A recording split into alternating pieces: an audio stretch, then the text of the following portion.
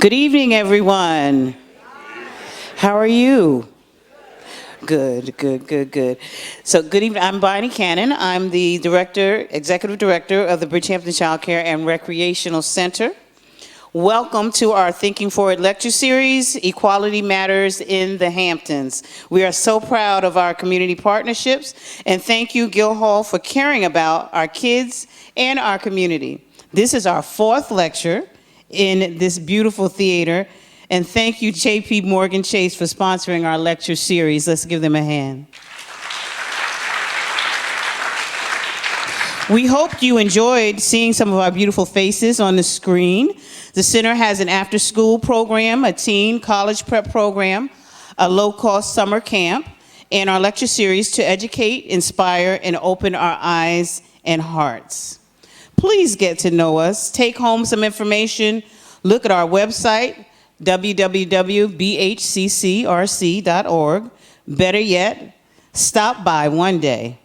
We always say, just don't drive by, stop by. We need the support of our community, and we need your assistance. Because I'm not going to be able to speak to you at the end, I also want to say to you that with our partnership with Guildhall, our kids have worked with Guildhall here. If you went out in the gallery and you looked at the beautiful gallery that they have there, our kids actually participated in that exhibit. So some of the exhibits that you see are out there as well. The other invitation that I will give to you is on tomorrow at 9:30 a.m. at the center, our kids will be doing a fashion show of all recycled goods. So they're making outfits out of recycled goods, and I invite you to come to that. But at this time, I'm not going to prolong this event anymore, and I'm now going to present to you Ken Miller and Sherrilyn Ifill. Thank you.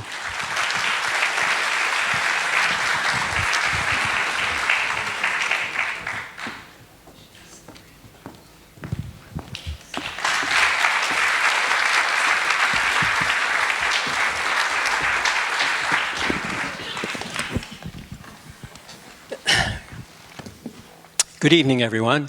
Thank you for coming out on this lovely evening. Thank you, Bonnie, and PJ, Paul Jeffers, the chairman of the Bridgehampton Daycare Center.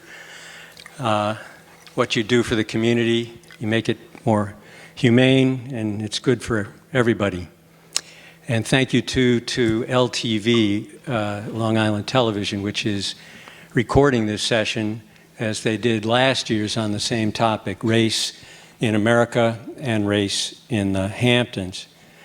The Hamptons, Long Island itself is one of the most segregated, one of the top 10 most segregated communities in America, and of course, the Hamptons is far from an exception.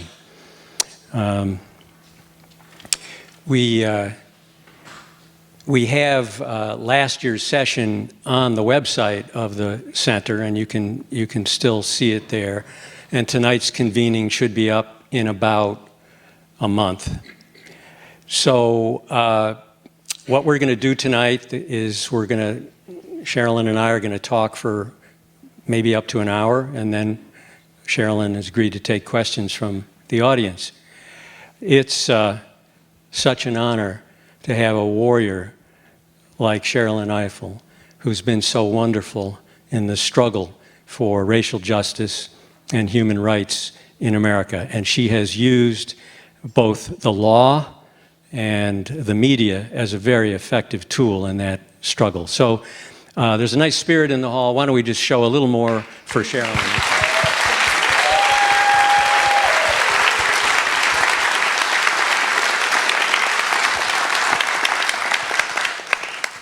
Now, Sherrilyn, you wrote a very well-received book called On the Courthouse Lawn, and I thought maybe we could start our dialogue talking about that. The book deals with some of the lynchings that took place in the last century on the Maryland shore, and you got to writing it, no accident, through a lawsuit that you were asked to take on that had to do with the siting of a highway. The highway might have been, if it were successfully run, right through the middle of the black community with horrible consequences for the community. Could you say a few words about what you learned and about that book, and then we can move into a bunch of other related topics? Sure. Well, first of all, thank you. Thank you, Ken, for inviting me and for those lovely words. Thank you all for the warm reception. And Bonnie, where's Bonnie? Where'd she go? Hey, thank you so much. I'm so thrilled to be here. Yes, it's actually interesting to talk about the book now. The 10th anniversary edition of the book was just released last year. Largely because of the work of Brian Stevenson at EJI and the creation of the Lynching Memorial at Montgomery, Alabama. And if you haven't been, you need to make your plans to go right away, which built quite a bit on the thesis of the book that I wrote 10 years ago and some of the research in it, and the central theme about the silence that surrounds historical incidents of racial violence that happened in this country. And I came to write the book because this was something I confronted again and again in my work. I had been a lawyer at the Legal Defense Fund, the organization I now lead, when I was a baby lawyer. And I was a voting rights lawyer then, in case you think these voting rights problems are of recent vintage, they are not. And when I would go into a community and would begin to work on a voting rights case, it almost always happened that I would hear some story about an incident of racial violence that happened in the past. So I had a voting rights case in Tulsa in 1991. I had never heard of the Tulsa race riots. And there was actually very little written about it at that time. But people in the community told me about this event that happened in 1921 when the black section of town, known as the Black Wall Street, very prosperous section, was burned down by a white mob. And so wherever I went, I would hear these stories. It wasn't about the case I was working on, but it was such a powerful narrative. People still remembered it, and I use the word remembered kind of loosely because the actual people didn't remember it, but it was like a community memory. It was a story that was passed down. When I went out to the Eastern Shore to work on this case that involved the plan to cite Route 50, which was a highway that would take people out to Ocean City, the beach out on the Eastern Shore of Maryland, the plan that was presented and approved would have been actually directly adjacent to the African American community in Salisbury. But this was an extension of the same highway that had been run through the African American community in the 1960s in Salisbury. And when we started researching the case, I was now teaching at University of Maryland Law School and working with my students through an environmental justice clinic, we learned that there was yet another highway, Route 13, that had cut through the African American community in the early 1940s. So this was going to be the third time that this community had been chopped up. And you could even stand on the intersection of Route 13 and Route 50, and you could see, you know, there'd be a church kind of hanging off the end of the side, the highway. I mean, you could really see how this community had been savaged by these highway siting decisions. And when I went into that community to begin talking about the litigation that we were filing in that case, I started to hear these stories about these 2 lynchings that happened in the community. So I continued working on the case, but then a few years into the case, I visited South Africa, which was then in its truth and reconciliation process. And I was actually super impressed with the level of open dialogue about race and about crimes, about racial pogroms that had happened, about forced removals, about violence. And I contrasted it with the experience I was having on the Eastern Shore, which was that African American people were secretly telling me the story of these 2 lynchings that happened in the 1930s. This was in the 1990s, so it's 60 years later, and it's almost like it's still a secret. And then in the white community, people would say that they kind of had heard that something happened, but they thought it was in the next county, or they weren't alive when it happened. And these were very small towns. The second lynching was attended by 2,000 people. In a town of 11,000 people, that's kind of a big deal.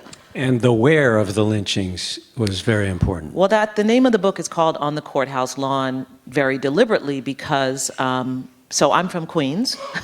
So I grew up hearing about lynchings as well, but my understanding of lynching was that it was something that happened in the woods. With the Klan. With the Klan, or some hillbillies or something. And when I was studying these 2 lynchings and then started to read accounts of lynchings, and I read hundreds and hundreds and hundreds of accounts of lynchings, sadly, so often they happened on the front lawn of the county courthouse. So these were not secret events that happened somewhere in the woods that nobody knew about. The lynching of Matthew Williams that I wrote about in 1931, which took place on a Friday night, 8 o'clock, December 4th, you know, he was dragged from the hospital through the streets to the courthouse lawn and hung on the courthouse lawn at the corner of Main and Division. And I think of the corner of Main and Division as being like the middle of America. And that's where this event happened. And of course, the point of it was to send a message to both communities. There were always message crimes. I mean, people ask, you know, what makes a lynching different than a murder, right? You know, when people murder somebody, mostly there is an air of secrecy they're trying to surround it with, right? They don't want to be caught. They try to hide the body. They try to get away. They don't want to be at the scene. Lynchings are very different. First of all, the display of the body is very important because it's not just about the attack on the individual. It's really first and foremost a message crime. And the message is a message about the boundaries of citizenship for Black people. And And then the willingness to be seen is actually part of the terror, because it's a reinforcement. It's saying, we know that we can get away with it. It sends a message of impunity about the crimes. And then I think even the location, the courthouse lawn, it was a way of saying we are in control of the justice system. It was actually a direct response to what they regarded as the deficiencies of the justice system. And wouldn't you say that when it finally got to that point where the white community came out to the courthouse, sometimes the accused individual was inside the courthouse and they would be a mob outside, it would be an attempt, and they would run through the black community sometimes, terrorizing the black community. So it wasn't just the individual involved, but it was a message to kind of everyone. No question about it. That's why I talk about lynching pogroms. They very often were accompanied by a kind of savaging and ransacking of the black community, burning out of black businesses. People were afraid to come out. Families were afraid to come out and collect the body of their family member who had been lynched. There was an incredible amount of terror that was visited into the community that saw this. And I think it also cowed the former legal system. In some instances, law enforcement and prosecutors were actually involved. But in other instances, even where they weren't involved, they were cowed by the boldness of the crowd and the violence of the crowd into not doing their jobs. Now, I think at one point somebody decided they wanted to put a statue up in honor of Frederick Douglass. But no, it was sacred ground, the courthouse lawn. You couldn't do that. Maybe you could say a few words about that. Yeah, so the first chapter of the book came out of an incident that was happening while I was writing the book. So while I was writing the book in the town of Easton, which is in Talbot County on the Eastern Shore, there was a controversy within the town that many people were describing as the most difficult and controversial racial issue that had happened in that community in recent memory. So this is in 2003 or 2004. And the controversy was that there was a plan to put a statue of Frederick Douglass on the courthouse lawn in Easton. And Frederick Douglass, as you know, is an American hero. He's a personal, absolute hero of mine. I literally spent my last birthday at the Library of Congress reading the letters that he wrote, like after his meeting with President Lincoln, and so I revere him. Yes, I'm a nerd. And he was a slave on the Eastern Shore. And by the way, there's a lot of slavery denial in Maryland in general, but I always would say to people, like, who are the two most famous formerly enslaved persons that you can think of? And it's Frederick Douglass and Harriet Tubman, and they were both slaves on the Eastern Shore of Maryland. So he was a slave in that county. He escaped, his story. He emerged to be a brilliant orator and abolitionist. And now there's going to be the statue. And there was resistance from the veterans group within the community who said that the courthouse lawn was hallowed ground, that was the word they used, sacred and hallowed ground, solely reserved for commemoration of war heroes, of former soldiers. And it is true that the Eastern Courthouse lawn has several monuments on it, all of which are veterans memorials. There's a Korean Veterans Memorial, there's one for Vietnam War veterans, and there's also a statue that commemorates the Talbot boys, Talbot County. And it lists all of their names, and it has a little boy standing on the top of the monument. And the Talbot boys were a group of men in Talbot County who joined the Confederate Army. Now remember, Maryland was not part of the Confederacy, but they joined the Confederate Army. So those were, in fact, so the controversy was about, well, Frederick Douglass wasn't a veteran, and shouldn't this only be for veterans? And but isn't it true that a couple of his boys fought in the Civil War, and that he recruited people to fight against the South? So that was so one argument you could make is he was as good as a veteran, right? Because two of his sons fought in the Massachusetts 54th Regiment that you've seen in the film Glory. He was very instrumental in really pushing Lincoln to allow African Americans to serve in the Union Army. Lincoln wanted to give him a commission in the Army, but feared that it would be very controversial if white soldiers didn't listen to him. I mean, he was deeply engaged in these issues. And throughout his life, he later became a postmaster. I mean, he was an extraordinary individual who served this country. And that was the argument that the local NAACP was making. You know, he's as good as a veteran.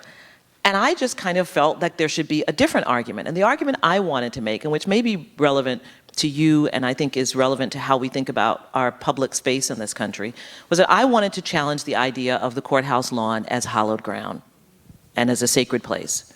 And so the first chapter of my book, I wrote about a near lynching that happened. It didn't happen because the would-be victim got away. But in 1919, a man named Isaiah Fountain was accused of raping a 14-year-old girl, and he was put on trial on Easter Monday in 1919. And after the first day of trial, when the sheriff took him back into the jail inside the courthouse, a mob formed on the lawn of the courthouse, reported to be 2,000 men with ropes and knives. And Isaac Fountain saw the men outside. The sheriff tried to push him back into the jail. He made his way out the back and he ran all the way to Delaware. The local judge deputized a number of the townspeople to bring him back alive, which frankly saved his life. Was willing to pay them $250 to bring him back alive. For a moment. And that's what happened on that courthouse lawn. So I wanted to interrogate the question of who decides how we define the public space and the significance of public space in our communities. You know, that's a good segue. I was going to talk about this later, but when you mentioned public space, I think one of the things that the Legal Defense Fund, or maybe just you, comment on is the decline of the importance of a public space in the more figurative sense, that we make a huge emphasis on private ownership of mansions and cars and things. And the white community is extremely protective of that ownership. So maybe you want to say a few words about that. I do. This is my, if I'm going to preach a gospel, it's this one. It's the gospel of the public good. Because I actually think it lies at the core of many of the most volatile issues that we face in this country that divide us, is that we have lost a sense of the public good. And instead we have come, as you say, to lionize that which is private. What I find most concerning about it is that one of the reasons that this has been a successful project is because whatever is public has now become racialized. So if I say public schools, you probably have an image in your head of who's in those schools. If I say that, we're going to put something on the ballot to determine whether or not we're going to tax you for public transportation, you probably have an idea who might be taking that public transportation as well. We've come to see the public as being tainted by race. And the private is exalted. Private schools, private universities, getting in your car and driving. Now, I will tell you, the one place that I think is ahead of the game on some of this, certainly where it comes to public transportation, is New York. It's one of the reasons why you should hold on to it. But it is true that in Maryland, for example, where I lived for a long time, that to say you were going to, to impose a tax to support public transportation versus build a tax to build a highway has racial connotations to it. People know exactly what that means. And yet it is the public space where we interact with each other. It is the public space where, unless you have decided that you're going to come out to an event like tonight, you are forced into proximity with people who live differently than you, and you have to figure out how to negotiate that space together. It may be annoying to be on the subway, as I frequently am, cheek by jowl with strangers, but there is also something about it in that we are all containing ourselves and managing ourselves in a way to make this work for all of us. And that project of the public good, of what it means for us to accept limitations on ourselves, to extend grace to one another, to be interested in someone else's experience, to have to cede the legitimacy of someone else's ability to stand next to you on the subway, even though it feels too close and you'd rather actually be standing on your own. All of that is a psychological project that builds strong societies. And we have allowed that to be corrupted and to be undermined. And we have become resentful of it. We don't want to pay any money to support the public good. But from my own life, I can tell you, I come from a very large family, 10 kids. I'm the youngest. We lived we so powerfully engaged with the public. You know, we didn't go on vacations out of the country. We went to state parks. I had my 35-cent token in those days, and that meant that even though I lived in Queens, I could get to my summer job in Harlem. I went to public schools, K through 12, and had the best public school education you could possibly have in that brief period in which many New York City public schools were integrated in the 1970s. Well, who controls the public space has a lot to do with voting. And I know voting is, of the 4 areas that the Legal Defense Fund focuses on, is probably at the apex of the pyramid. And I wanted to talk to you about what, at least at first, appeared to be one of your great victories, which was the Presidential Advisory Committee on Election Integrity. Sounds like a good thing, but it wasn't. It was headed up by a guy named Chris Kobach.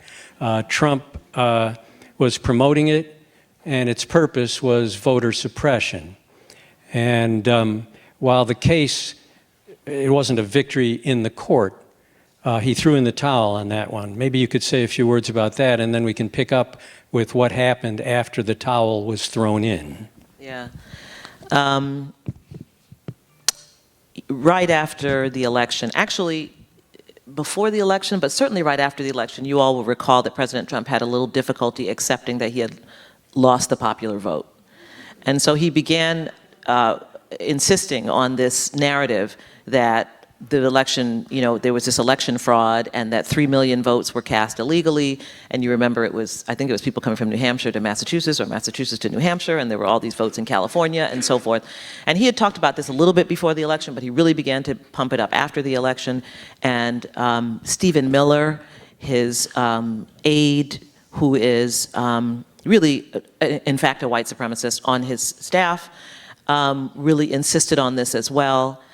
And he created this so-called Election Integrity Commission. The co-chairs were Chris Kobach, who's the former Secretary of State of Kansas, who has been the nemesis of voting rights for a very long time. He has used all kinds of tactics. He's the worst. He is literally the worst.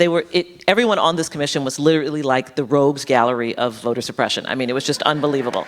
And so it was Ken Blackwell from Ohio, who people may remember. It was Vice President Pence was the co-chair. I mean, it was, you know, you just couldn't make it up. So we sued, and there were 8 lawsuits challenging the creation of this commission. We did something that, in our lawsuit, that was not raised in the other lawsuits, and that actually we have never done before, which was that we sued the President of the United States. I think we have sued one other President of the United States on a procedural ground. But we sued the President of the United States, and we sued him on the grounds that he had engaged in intentional discrimination. It's a big deal, right? You know, and I think it's interesting right now, the conversation about, is Trump racist, is he not racist? So we kind of sued him the first year of his presidency, in which essentially what we said was that this decision was motivated by racial discrimination, that this was a way to try and challenge African American and Latino voters, and the information they were trying to gather was for the purpose of cascading it down to voter suppressors who work around the country to try and use that data to suppress African American votes. And that was kind of the first signal that, like, we had to change, because as I said, this was very new. Most of what we do is that we challenge state and local governments who are engaged in discrimination. Sometimes it's private parties in cases of employment discrimination or housing discrimination. But since January 2017, we have sued 6 cabinet members. This is unheard of in our history. We sued Ben Carson twice. We sued Homeland, you know. We sued Kristen Nielsen, who's the head of Homeland Security. We sued the Commerce Department around the census issue. We sued Betsy DeVos, the Education Secretary. We've sued the Department of Justice for failing to provide us with information about one of our licenses. So it's this is not I actually don't say this lightly, because it's actually a quite astonishing transformation, and it has exposed us to the retaliation of people who support this president. And so, you know, we have been subjected to crazy cyber attacks, and I mean, it's real. It's very real having to respond to this moment. What they do with language is so frightening. The idea of an election integrity when the purpose is exactly the opposite. But anyway, you and your fellow plaintiffs got them to the point where his next statement on the subject was, well, to save the taxpayer money, I'm going to shut this commission down. He said uncle, and it was going to cost him a pretty penny, I can assure you, because we were determined to continue to litigate this suit. And we were doing a pretty good job between the 8 suits of really covering the waterfront, and we would have had access to the information. And so he disbanded the commission, much like the census suit, which is why I knew he was going to throw in the towel on the census suit after the Supreme Court's decision. And despite all the blustering he did for 2 weeks, he eventually did. But Sherrilyn, he never loses, you see, because when he threw in the towel to save the taxpayer money, he and Kobach, who they referred it to the Department of Homeland Security. It was such an important national security issue to make sure that only the right people voted. And Kobach became an advisor to the Department of Homeland Security on this issue.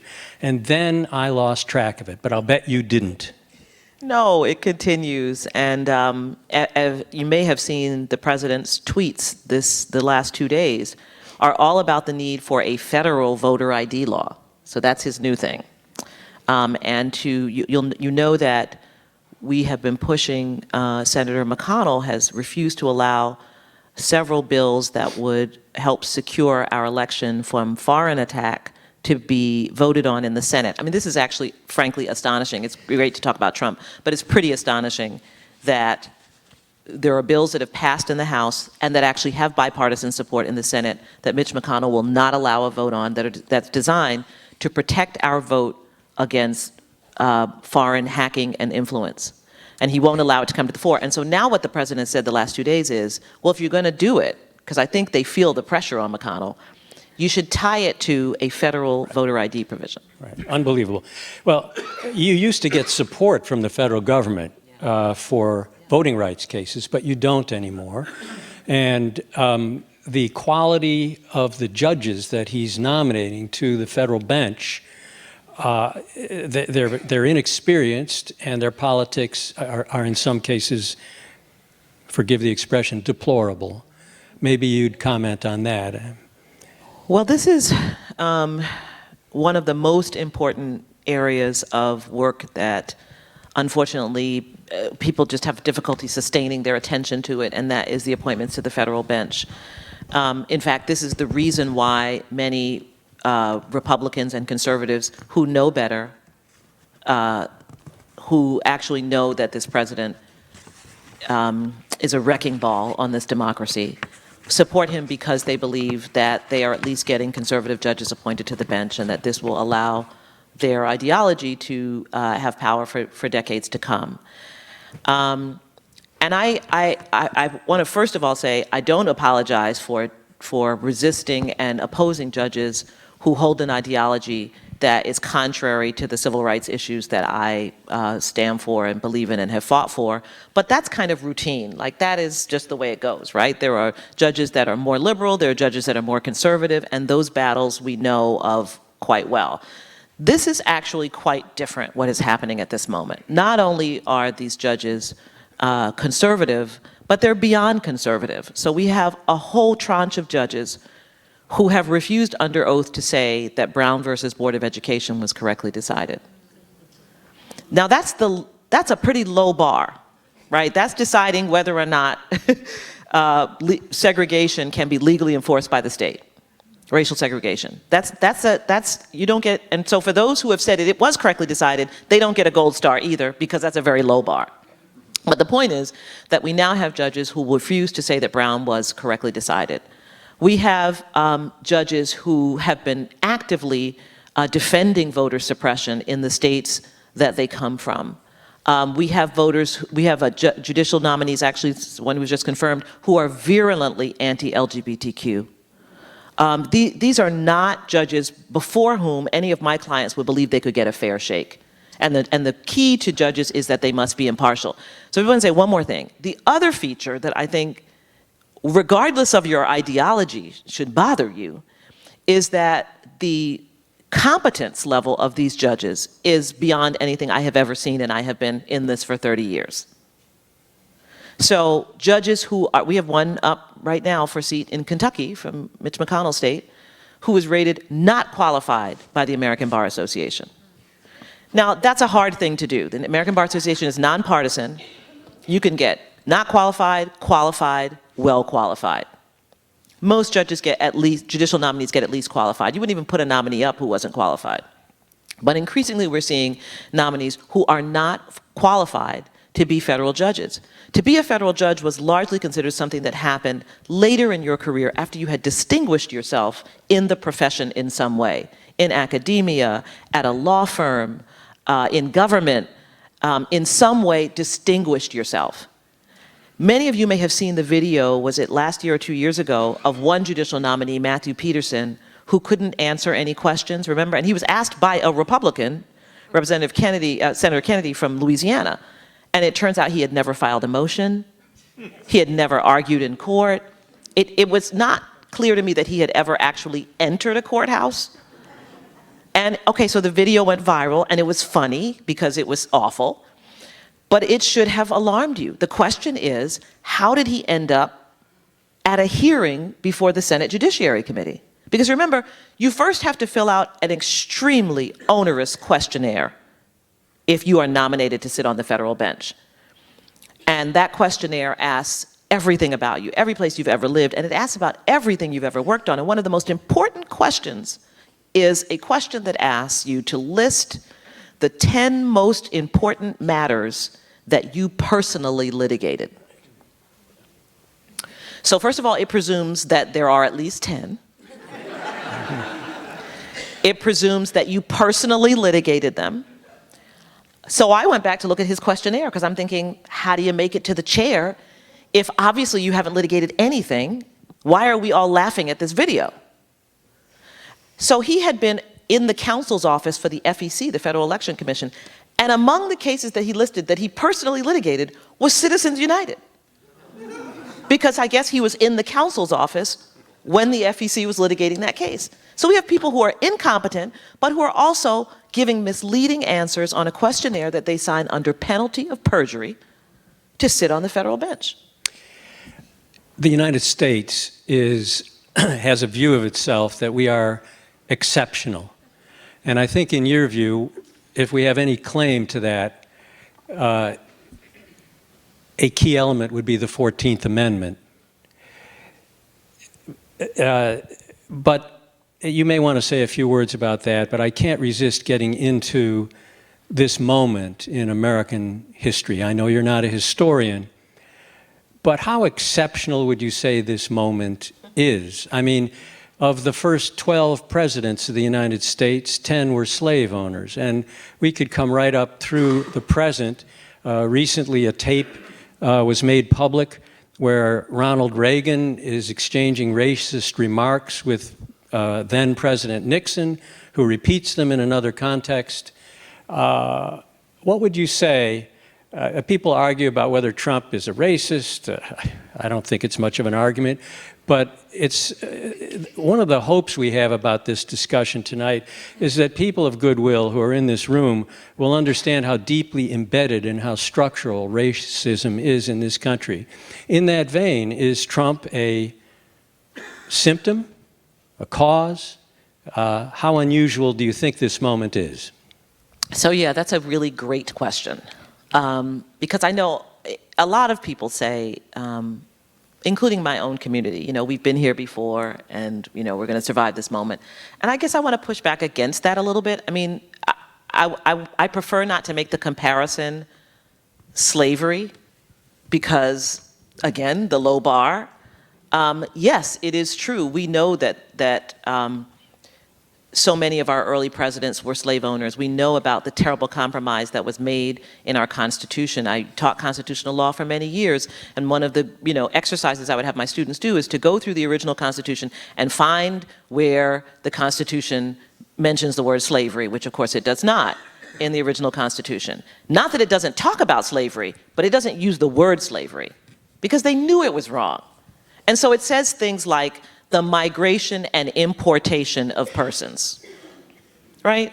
So they knew it was wrong. Okay, I think what we have to remember is that there was a second founding in this country. And that's where talking about the 14th Amendment comes in. The Civil War ended, and we hit the reset button on this country. And the Civil War amendments, the 13th, 14th, and 15th Amendments, I regard the 14th Amendment as the most important text of the Constitution. It touches every single person who's sitting in this room. Unless you are Native American, the reason that you are American is because of the 14th Amendment, because the 14th Amendment explicitly guaranteed in its first line that every person born in the United States or naturalized is a citizen of the United States. That completely transformed the character of this nation. It created the 19th and 20th century America that allowed people to come from another country, and in one generation, their kids were Americans and they could regard themselves as Americans. It was designed to ensure that newly freed slaves and free blacks, because the Dred Scott case had deemed that no black person could be a citizen of the United States. So it was designed to ensure that black people were citizens. But like with all efforts that expand equality, it ended up touching everyone. So the 14th Amendment is powerful. It's a complete reset. The 13th Amendment ends slavery. 14th Amendment provides birthright citizenship. It is the first place in the Constitution that equal protection is discussed, that every person is entitled to equal protection of laws. Not every citizen. Not every citizen. Meaning if you are in the borders of the United States, you are entitled to the equal protection of the laws. For people who are walking around making it as though people who are immigrants and who are undocumented are not entitled to equal protection of the laws, that is not true. It explicitly talks about due process. So this is a powerful, and that's the reset button. So if we want to take it from that period forward, then I would put Trump on the level with Andrew Johnson, who was impeached in part because he was such a virulent racist. This was President Lincoln's vice president, who took over after Lincoln was assassinated. Lincoln picked him in that effort to try and balance the ticket.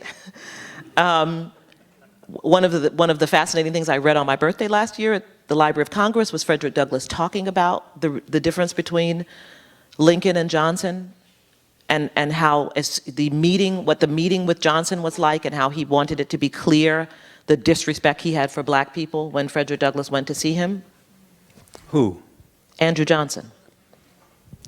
And by contrast, what it was like when he went to see, there's a beautiful passage, forgive me, I digress, but I must. There's a beautiful passage in which Frederick Douglass talks about a meeting he's having with Lincoln that runs over time. And there's another visitor who comes to see Lincoln whose time it is to visit with the president. And Lincoln tells him, wait, I'm speaking to Frederick Douglass, I'm going to finish this meeting. The person who's waiting is a governor, I think it was a governor of Connecticut. And Frederick Douglass talks about the day that a governor had to wait because the president was talking to a black man. That's how much he felt about the way he was regarded by Lincoln as opposed to Johnson. So I'm going to put Woodrow Wilson right under them, you know what I mean? But if we're taking it from that period, this is exceptional. And it's not only exceptional that there can be one person, a president, who is virulently racist. It is the ways in which he has taken the entire federal government apparatus with him and encouraged people to reject the norms, values, and ethics that was part of what protected us. And then the second piece that I think is the part that we should remember and that resonates really powerfully is that this president has removed shame around racism. Yeah, but you know what's weird is that he doesn't like to be called a racist. Oh, poor thing. Well, know, no, but I'm just actually, saying. actually, I disagree with that. He doesn't like to be called a racist by white people because, as I said, we sued him pretty early on. He was denounced after he took out that full-page ad in the paper saying that the Central Park Five should receive capital punishment. I mean, this is not someone who has not been subject to this kind of criticism. And the president can't take any criticism. But you know what? The reason why it's interesting that it bothers him so much is because it bothers a lot of people. And that's something we also need to talk about, that it has become taboo to honestly identify racism. And in fact, you are vilified as the person who calls out racism. And this is so insane that actually we have to get hold of ourselves. It's like a crazy emotional response. The thing I love about being a civil rights lawyer is that in the past 4 years, we have won 3 cases in which we have proved, in which a federal court has found that a policy was created for the purpose of discriminating against black people. So the great thing about being a civil rights lawyer is you can actually prove it in court. And then it's not me saying it. Even if I would say it, it's more important that a federal court in Texas said that Texas's voter ID law was passed for the purpose of discriminating against African American and Latino voters. It's more important that a federal judge in Alabama said that the city of Gardendale attempting to secede from the school district and take with them the magnet high school was done for the purpose of discriminating against black students. It's actually more important that a federal judge in Baton Rouge, Louisiana, said that the city of Terrebonne or the parish of Terrebonne, Louisiana, maintained a system of electing judges for the purpose of keeping black people from being able to elect a candidate to the judicial bench. Do people know that that's happening? That we're actually proving those cases? Racism is not just some emotional thing that we're picking out of the sky. We actually prove it.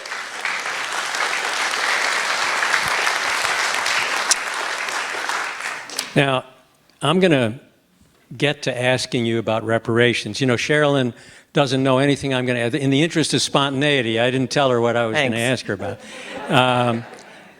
And I know that in addition to voting rights, criminal justice, economic justice, and education are important to you and to LDF. And so before we get to reparations, maybe you want to say something about structural, systemic racial prejudice in those areas. I know it's not fair in the short amount of time we have, but it's a small seminar. I'll keep it brief. So one of the difficulties of talking about race in this country is that we have allowed racism to be defined as something that is about good people and evil people and about feelings. And I'm mostly interested in policies and practices and laws. The work that we do, one of the great things about being involved as a civil rights lawyer, but also in a legacy civil rights organization that's been around for a long time, and I tell this to our staff of lawyers, that that's our job. Our job is to be able to see racism in its structural forms and to see the scaffolding of inequality, that people are just going about their lives and you can't see it, but it's our job to see it. It's kind of like the courthouse lawn. When I'm traveling the country, I kind of know a lot about lynching. And so what I see in these very sweet little towns where I often stop and have a cup of coffee is very different than what you might see if you were in this nice little square.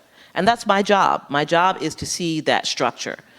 And it's important because you know, racism is hiding in plain sight. If you are a historian, if you're interested in history, if you're going to buy the New York Times, the Sunday New York Times this weekend, and you're going to have the magazine which is devoted to something called the 1619 Project, which is commemorating the 400th anniversary of the arrival of the first African slaves on this shore 400 years ago, there's going to be essay after essay after essay and history that you should digest and that you should read and that you should disseminate about that history.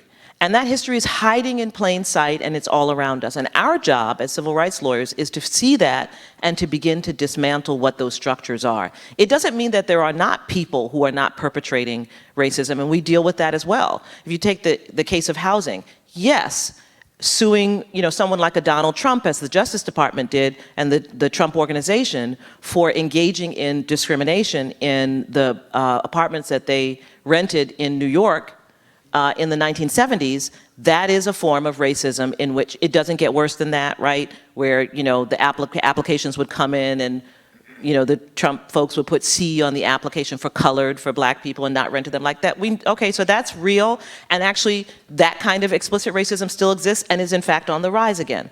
But there's also structural racism, and structural racism is when you perpetuate decisions that were made, laws that were enacted, policies that advanced a racial hierarchy. And that's the part I think people have trouble with and sometimes are resistant to seeing. I want to commend to you a book called The Color of Law by Richard Rothstein. Came out 2 years ago. It was longlisted for the National Book Award. And he was a fellow at LDF in our Thurgood Marshall Institute because we care so much about reacquainting Americans with the history of housing discrimination. And this is focused on housing discrimination in the North. And it is there to help you understand that the entire landscape of the North was largely created by the decisions of the federal government and the policies of the federal government, which at least until the early 1960s were explicitly racially discriminatory, right? So that means that the tax breaks that was given for the development of places like Levittown, the federal government would only do it on a racially segregated basis. They would not allow integrated housing. Public housing, the deal with public housing was struck that it would be racially segregated in order to get public housing built. When the federal government began providing loans for mortgages, it was done on a racially segregated basis. It was required. They would not give you a loan to move into a neighborhood that was not the neighborhood of your race. The government had sample racially restrictive covenants for you to place in the deed. This is the federal government in the North. This is after World War II. This is before World War II and after World War II. Into the 1960s. There's a reason why the Fair Housing Act was the last of the civil rights amendments, civil rights pieces of legislation passed in the 1960s, and it was passed a week after the assassination of Martin Luther King in shame by one vote. Because that was the thing he was working on, because his focus on poverty and his focus on segregation. And when the city started to burn after his assassination, there was a push to pass the Fair Housing Act. And it has never fully been realized because the resources have never been put into the Fair Housing Act to deal with the structural piece I'm talking about. So what we do in America is like when we discover that we're doing something, even when we win our cases, what people like to do is to just stop doing the thing they were doing. Not to actually go back and figure out how do you undo. Because that stratification, if you grew up in Levittown, as someone like, say, Bill O'Reilly did, or if you were a beneficiary of the GI Bill, black GIs also could access the GI Bill. But with the GI Bill, if you got the benefits of the GI Bill, what universities could you go to in the South? Could you go to the University of Alabama? No. If you were able to access the GI Bill to get a home loan, where could you live in Chicago? Right? There were particular places you could live. And if we now trace the value of the homes from the neighborhoods that you could access with the GI Bill as a white GI, compared to where you were compelled to live as a black GI, if we look at the value of your degree in terms of what the schools you were able to go to and the schools you were not able to go to, when we begin to talk about the inheritance of that wealth gap, that's what we're looking at. And so when people say, I didn't do anything, I'm innocent, I'm a good person, you may be a good person, but you are an inheritor of policies and practices that were perpetuated by the federal government that maybe unwittingly your grandparents and great-grandparents didn't realize that they were beneficiaries of. Maybe they did, but they were. It's just a fact. There's nothing emotional associated with it. It's just real. And the question then for me is, how do we deal with that? And I'm going to segue to reparations, because this is my view about reparations extends from this history. Press on. I think of reparations more as about investments in policy. So I think of policy as largely about investments. America's always making investments. It doesn't matter what we say about how much money we have, whether we're trying to balance the budget, whether we are in deficit land or not, we're always making investments. We're making investments because we're going to war. We're making investments because we've decided that we have to deal with a particular scourge or a particular issue in our country. We're always making investments. And some of those investments have good intentions or sound great. The GI Bill is an investment. The investment was that these GIs have fought in the war, and when they come home, we want them to have a chance. And many of these GIs were people who did not come from middle-class homes, and we wanted the opportunity for them to move into the middle class. The creation of the interstate highway system was a great idea. I'm on the interstate highway all the time. I'm glad it's there, right? But it wasn't made for me. It made the creation of the white suburbs possible. You could not have grown up the white suburbs exponentially in the way that we did in the 1950s and the 1960s without the creation of the interstate highway. And it was a massive investment in public infrastructure. So we make investments all the time. And my view is that given this history that I've just described, in which for decades we have made massive investments in elevating the white population by making the white suburbs possible, by elevating white GIs, that's created the racial wealth gap, we also have the ability to make investments today that would begin to address the consequences of that disparity. That's how I think of reparations. I don't think about it as a check for individuals. I think about it as the policies that we have the ability to create. Look, we made an investment 30 years ago in mental health issues, in poverty, in young people. It was a massive investment. And that investment was in the prison system and in the criminal justice system, right? We built all these prisons. Remember when it was great, President Clinton said 100,000 new police officers. These are all investments. You paid for all this, I paid for all of this, and we were cool, apparently, with it. But we used that to warehouse the problem of mental illness, to warehouse the problem of poverty, to warehouse the problem of young people without jobs. Instead, we just created a massive criminal justice system. We have the same ability to decide that that was a wrong investment, and that instead we're going to invest in a different way. And so if we're going to have a conversation about reparations, it requires first the unearthing of this history so that people can understand it. Then it requires an understanding of how we make investments in this country and the kinds of investments we've made. It requires a true reckoning of the contributions of free and underpaid labor that have happened in this country.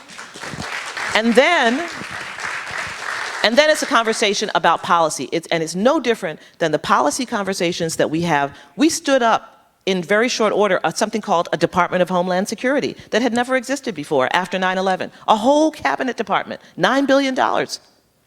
We just decided that that's what we needed. So I don't really want to hear we can't, and how are we going to do it, and how are we going to pay for it, and I just think that's a way of avoiding the fact that there has been a massive underinvestment to make up for the wrong that happened, and we haven't begun to approach it yet.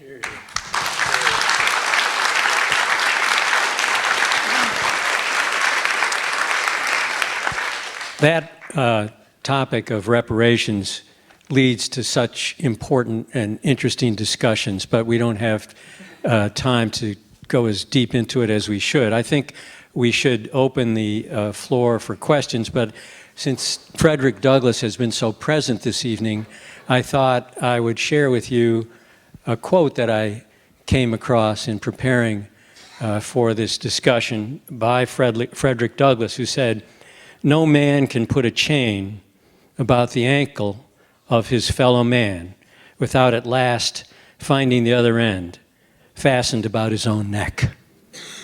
So it's structural and it's deep, and everyone in this room, I think, is of goodwill and struggling to discover what to do about it. You know, we've had We've had suggestions made that black people should return to Africa. In fact, in that 1619 magazine that you're talking about, I think at one point Lincoln may have suggested that as a possibility. It's why the 14th Amendment was so important. There was a very thoroughgoing repatriation movement, and that's why the birthright citizenship piece was so powerful and so important. Which makes it very difficult for black Americans to balance the sense of outrage and injustice with love of country. And whites have a huge problem because when you've wronged someone, you always fear that they may want to get even. So we've got a tough problem on our hands, and in that vein, let me open the floor to questions. There's microphones. Please, when you rise to ask a question, just state your name. Francesca Rhiannon. I'm just thank you so much for such a brilliant and compelling analysis of so many things. I think in the light of what you just talked about in terms of reparations, which makes all the sense in the world to me, I think that, you know, we often hear this kind of contradiction between redressing racial wrongs and addressing class issues. And I always, you know, I think that racism is very tied to divide and conquer. I mean, that there's a purpose to it. So how do we bring the ideas together of redressing class inequity with addressing racial inequity? So that's a great question. So it bears talking a little bit about what Du Bois called the wages of whiteness.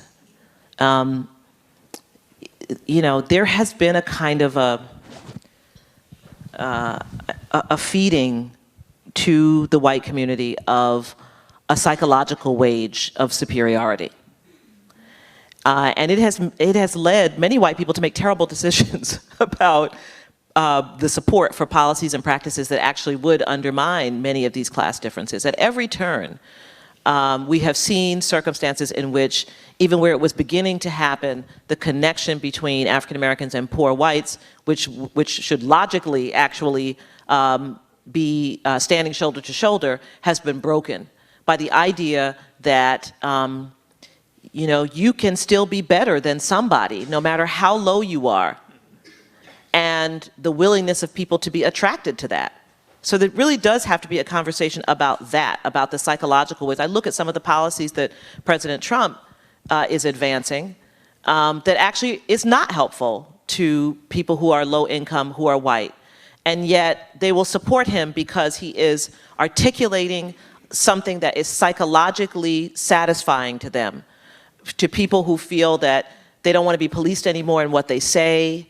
They feel that they're constantly in the wrong. They feel their dignity is being challenged. They feel fearful about their numbers. And so we just have to have that conversation about that, all of what I just described. And those are bad motivations for policy decisions and for the people that you politically support. It's just bad. It's just bad for your own interests, for your children's interests, for your grandchildren's interests, and for the interests of this country.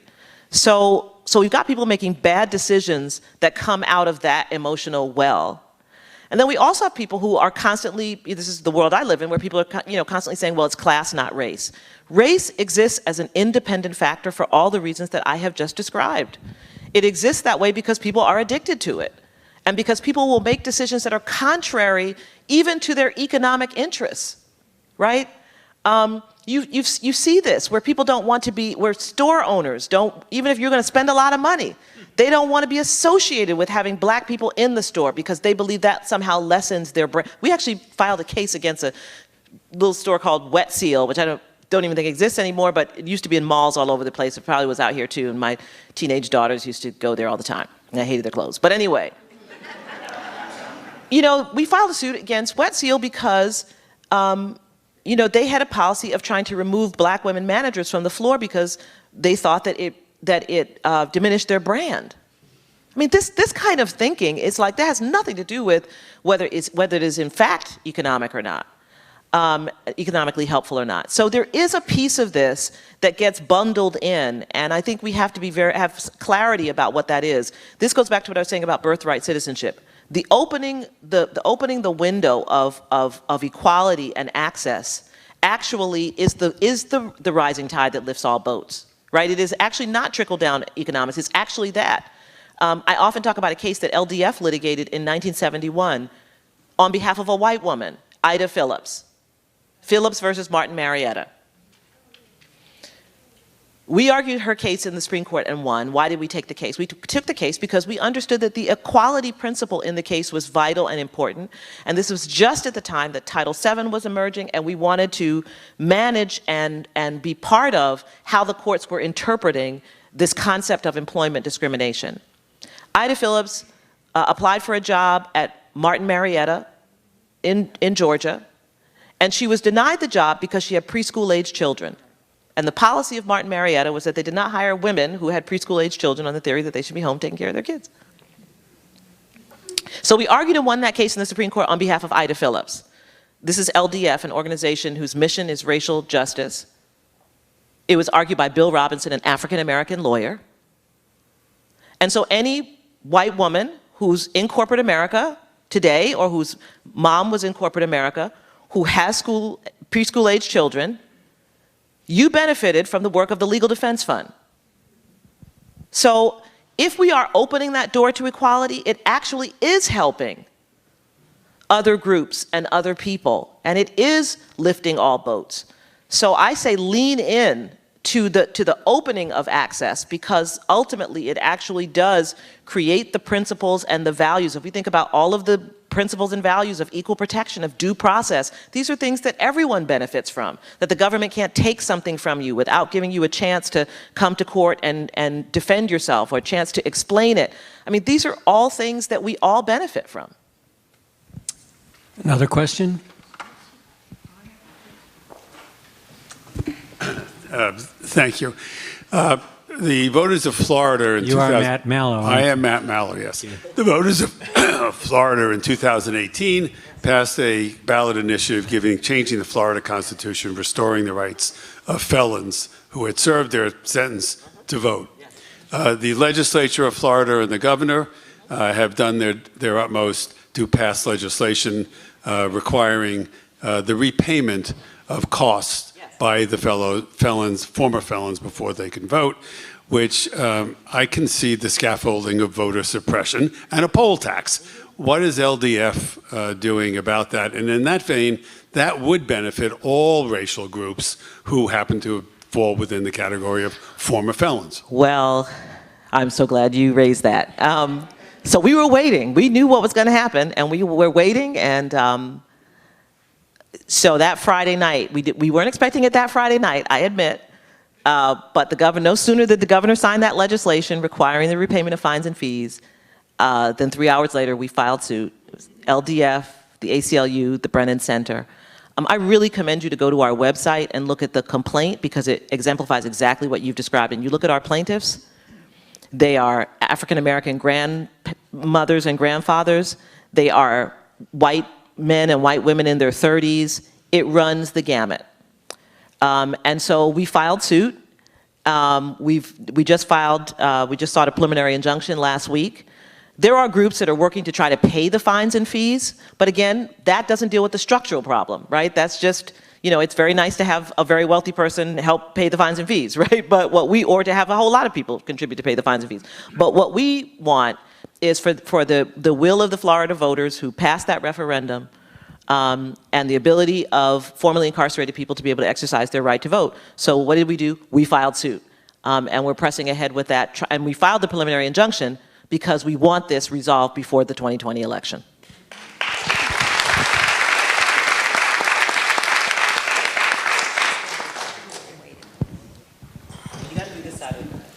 John McAuliffe, I want to go back to the earlier part of your discussion, which is judges. Let's just hope and imagine that the election has happened. We have a different party in control of the Senate, and we have a different president. How much can, or how can the damage be undone? Can some of these judges be removed, or are they untouchable in effect? Is it a question of a high priority of the Democratic Party having to put new judges in? Is there anything that can be done about the Supreme Court balance? So I should first say that LDF is a 501c3 organization and a nonpartisan organization. I'm actually old enough to, even in voting rights cases, have actually sued Democrats. So I want to preface my remarks with that. That being said, it is an excellent question that you ask, and obviously is one that concerns us. These are the judges we have to appear before. President Trump has had the ability to really stack the bench. Let me talk about the lower federal courts before I get to the Supreme Court. It's the courts of appeals and the district courts. There is no question that if President Trump is not elected and a Democrat is elected president, filling seats on the courts has to be one of the top priorities. It's also true that for many years the courts have been understaffed, and so increasing the number of judges on the courts of appeals and in the district courts actually is something that should be thought about and considered, not really necessarily for court packing, but because that has been an issue for a very long time that actually Chief Justice Roberts and other leaders of the profession have talked about, the need to increase judges. So there may be many more seats to fill, but whoever is the president has to prioritize that. And the Senate has to prioritize it. And therein lies the rub. Because even if the reason that President Trump had so many seats is because even though he was the president, Mitch McConnell was the Senate Majority Leader. And once the Democrats lost the Senate, and he would slow walk these judicial nominations and not allow them through, and that left so many seats open for Trump. So if the Democrats don't win the Senate, not very much is going to change in any substantial way in terms of being able to move the judiciary. In terms of the Supreme Court,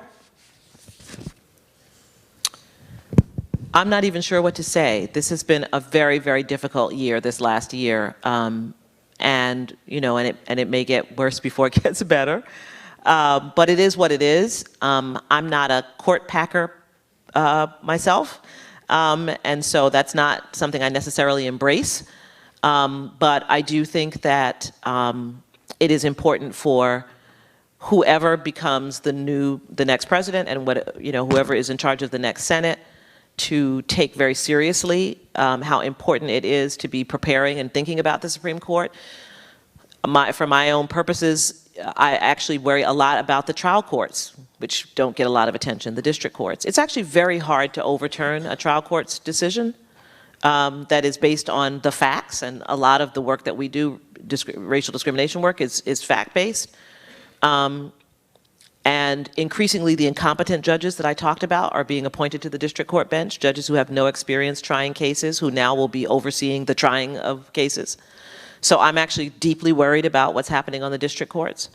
But I'm answering you this way because I do not think we should pretend that we are not at a very perilous moment where the federal judiciary is concerned. I do think that it can be salvaged at this point, but I do think that it is headed in a direction that is quite alarming. And it's the reason why, even though the Republicans are in control of the Senate and many of these nominees are so terrible, we still have to apply the pressure. This is still about the rule of law in this country.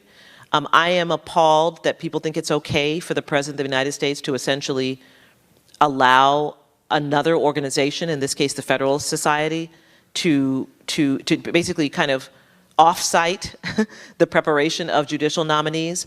I would not want, President Obama did not call up the Legal Defense Fund and say, I want you to give me a list of judicial nominees. He didn't offload it to us. It is the job of the president and his counsel to work on those nominations. Doesn't mean we don't try to influence the process. Doesn't mean the Federalist Society shouldn't try to influence the process. But the idea that they create a list and the president chooses from that list, these are things that I just think are corrosive of our democracy. And we have to really take it seriously. Sherrilyn, before we leave the subject of the Supreme Court, you use the expression the rule of law. We all learn Wait. about that in law school. What does the rule of law mean for racial justice, and what does the rule of law mean to the black community? Do you think that the Supreme Court believes in the rule of law? Say a few words about the rule of law in the racial context. It's actually interesting. I mean, this would be this, that if we're going to do another talk like tomorrow night, it would be like the rule of law and racial justice, because you have to remember the tradition I come from. When Thurgood Marshall, LDF was founded in 1940. So 1940 is, 16 years before Rosa Parks, refused to move to the back of the bus, right? It's 15 years before Emmett Till was killed. When Thurgood Marshall, I often talk about Thurgood Marshall's effort to desegregate universities and law schools, and one of my favorite stories is that when he was litigating the case challenging segregation at the University of Oklahoma Law School, he represented a woman named Ada Lewis Sipowell, who had applied to the law school, and he tried the case in Oklahoma, and I actually spoke with her when I first came to the Legal Defense Fund many, many years ago, when she was still alive. And she told me the story that at the end of the first day of trial, it had not occurred to Marshall or to her that they would not be allowed to eat in the cafeteria of the federal courthouse. It's in 1949. And so Marshall said, tomorrow I'll try the case and you bring the bologna sandwiches. And she told me, this as a kind of a joke, because Marshall had that sense of humor. Okay, it's kind of a joke, but it's kind of like not a joke. But it also is, the way I've chosen to take the story is what it means to be a civil rights lawyer like Marshall and Robert Carter and Constance Baker Motley, and to be creating something for which there is no blueprint. Creating a vision and a imagination of what equality could look like out of your own head, out of your own sense of what those words are supposed to mean. They weren't modeling it on some other country that was doing it. They weren't doing it because America was fair to them. Even though they couldn't eat the sandwich in the cafeteria, they were still doing it. So our work and our belief in the possibilities of the rule of law, because as an African American, you could only believe in the possibilities of what could happen in this country, in the promise, has never been premised on whether or not we're being in fact treated right, right? It has always required a suspension of belief. And it's always required you to look past what is in front of you to the horizon you're trying to get to. So I would probably, do like a whole demonstration around the fact that I couldn't eat in the cafeteria. Marshall did not, because he had a plan and a strategy for how he was challenging segregated education, and he worked that strategy. So what does the rule of law mean? It's tough. It's really tough at this moment, and this is what I worry about, and I'm really pushing the leaders of my profession, the lawyers and the partners at law firms, and the people who lead our profession and who make a lot of money in this profession, because they are the people who press the issue of the rule of law. They've created many of the mores and ethics that we are all supposed to believe in, and that I have adopted, and that we insist that our lawyers follow. And that we insist they follow. So where are they? Where are their voices at a moment when the rule of law is being threatened? The rule of law is not a civil rights concept. And it's being turned into that by the fact that so many are silent. When Don McGahn, former president's counsel, doesn't appear for a subpoena, I mean, he's a partner at a law firm. Is that what they're teaching at the law firm, that when you get a subpoena, you don't have to show up? What I learned, and what most lawyers learn, is you got to show up. You can articulate your privilege that you won't answer questions when you show up, but you don't have the option not to show up. What law school are they teaching that in? So I'm concerned about that. The idea of judicial temperament. I didn't create judicial temperament. Civil rights lawyers didn't create judicial temperament. The ABA created the idea that judges should have judicial temperament, which means there's a certain way you behave on the bench. So when a judicial nominee loses it at a confirmation hearing, shouldn't you at least say something about how should we evaluate that? Right.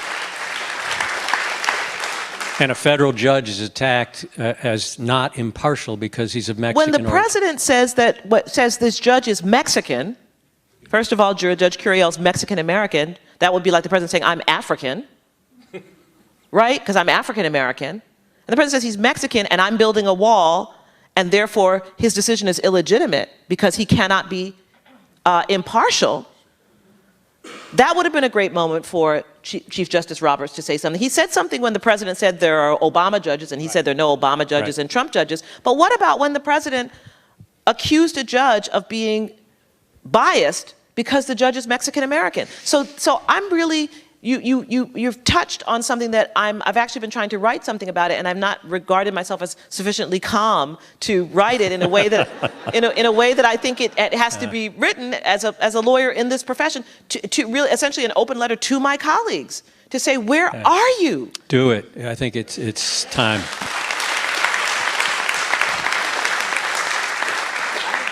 I think, would you come down here and...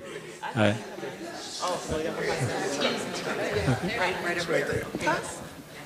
thank you. Thank you. I want to thank you very much. I learned a whole lot from you that I knew nothing about, and I appreciate it. But I also want to talk about our area out here and let you know what the battle has been out here, where we were not allowed to buy homes in certain areas. And I want to mention someone here tonight who started an organization of 3 developments. And I came out as a young teenager back in 1942, and those developments weren't even there. I never thought I'd come out here again. I came out as a teenager to watch the little babies of my sister and in-laws. And I'm born in Harlem, born in a basement. Father was a janitor. My brother hauled the garbage from the dumbwaiters. We never thought we'd ever get out of Harlem. And here I am today in Sag Harbor. And I am proud to be out here, but I remember where we could not get into Levittown. My husband and I, he was a veteran. We couldn't get in because we were black. And we had to end up in South Jamaica to buy a house. But I also want to commend someone here today who started the SANS group of the 3 developments in Sag Harbor, which has just been designated a historic area. I want to introduce her, Renee Simon.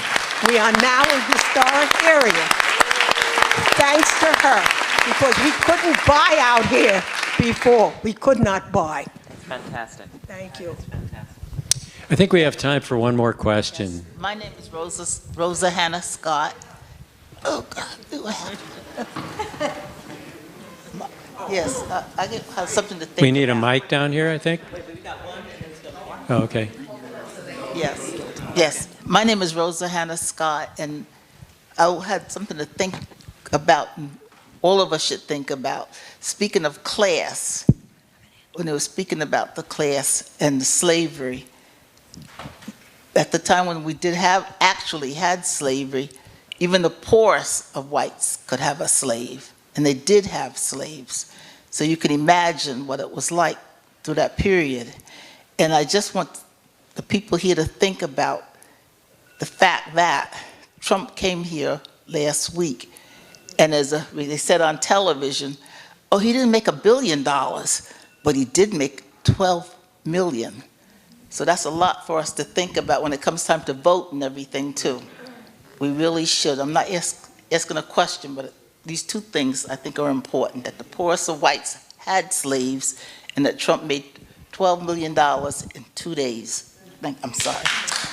Can I ask as a point of privilege that the last question go to Gabrielle McDonald? Because Gabrielle Kirk McDonald was an LDF lawyer long before I was one, and when I became an LDF lawyer, I was 25, about 100 pounds, and no, now we look the same age, which is concerning me. She was my first cooperating attorney. She had, Gabrielle McDonald was an amazing civil rights lawyer and then federal judge in Texas, retired from the federal bench, and went to a law firm and then worked in international mediation, and then was a judge on the International Court Criminal Tribunal for the former Yugoslavia. And she was my cooperating attorney. At LDF, when you were a baby attorney, you got a cooperating attorney, a local counsel who was experienced, who worked with you, told you when to stand up and sit down and what to say. And that was this lady who's sitting right here. And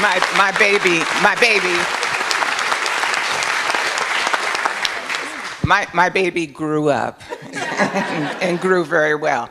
I don't have so much as a question, but something that I want to reveal to you about how in East Hampton there is a racial sharing of public space.